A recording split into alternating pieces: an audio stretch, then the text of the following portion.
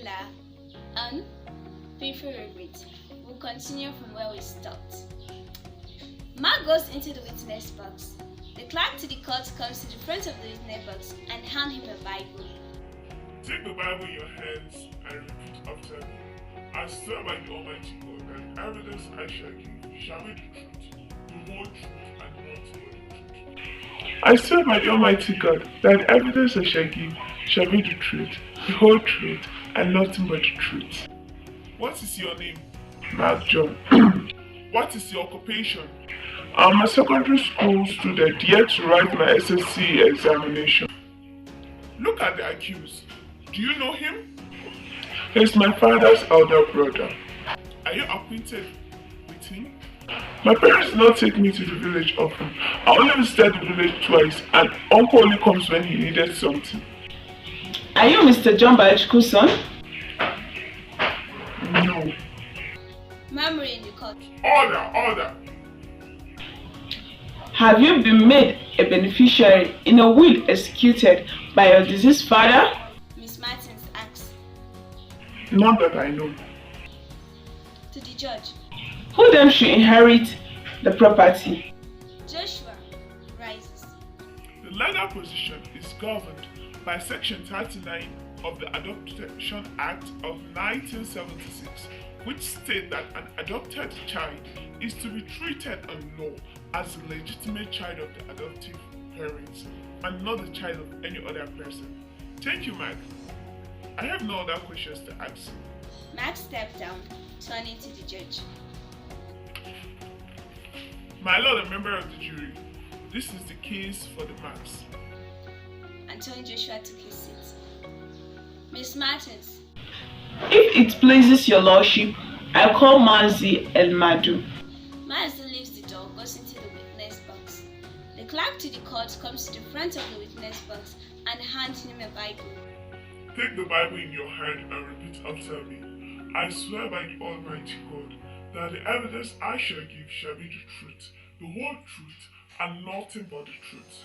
I swear by the Almighty God that the evidence I shall give shall be the truth, the whole truth, and nothing but the truth. What is your name?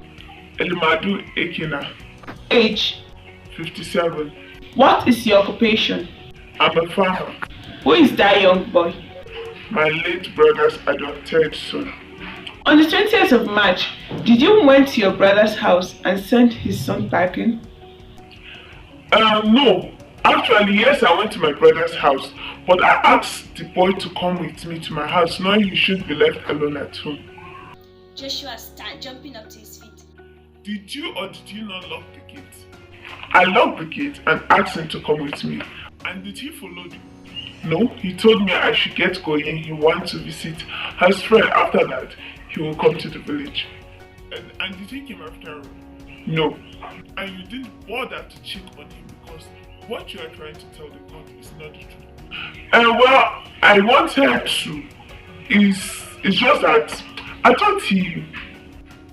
Sharply. The judge said. Speak the truth and precisely. I thought he lost his way to the village.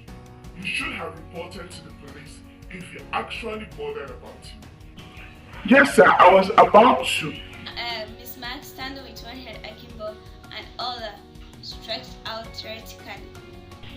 My lord, members of the jury, I submit that the whole evidence, such as it is tantamount to a complete fabrication, absolutely irresponsible, without foundation and cleverly woven to implicate my client. Where it is not utterly fatuous, it is obviously fictitious.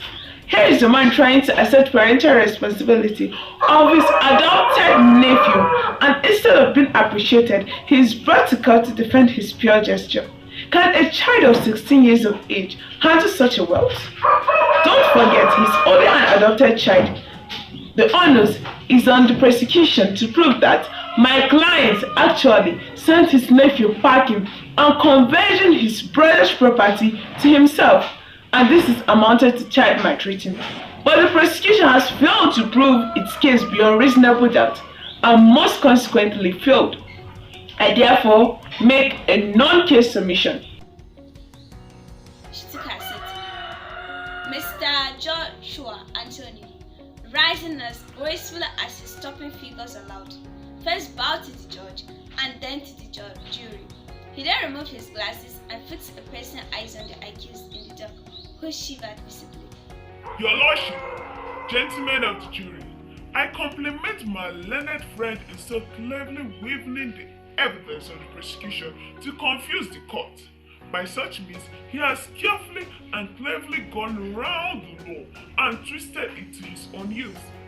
I shall not waste the time of the court by going over the evidence because the issue before this court are clear and there is no doubt whatever.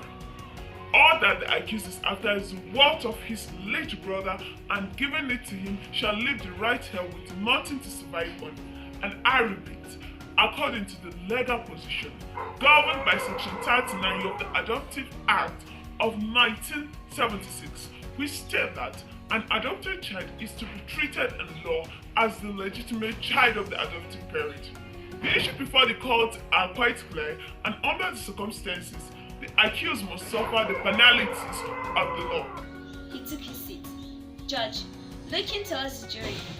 Members of the jury, you have heard the evidence of the prosecution and that of the defense. It is now for you to clarify the issue you have to try. The defense set up is that the whole accusation is a mere fabrication. Well, you have heard the evidence of the accused. If you feel that all that the accusation is false and a mere fabrication originated from the fatal accusation of his nephew, you find the accused not guilty, and if otherwise, you find him guilty. Gentlemen, you may retire. The jury retired and the judge bent over his notes. The curtain is lowered for a few seconds to show the passing of time. The curtain opens on the same scene with everybody in the same position and the jury returns to their box. Thank you for staying with us this particular short episode with Rahila.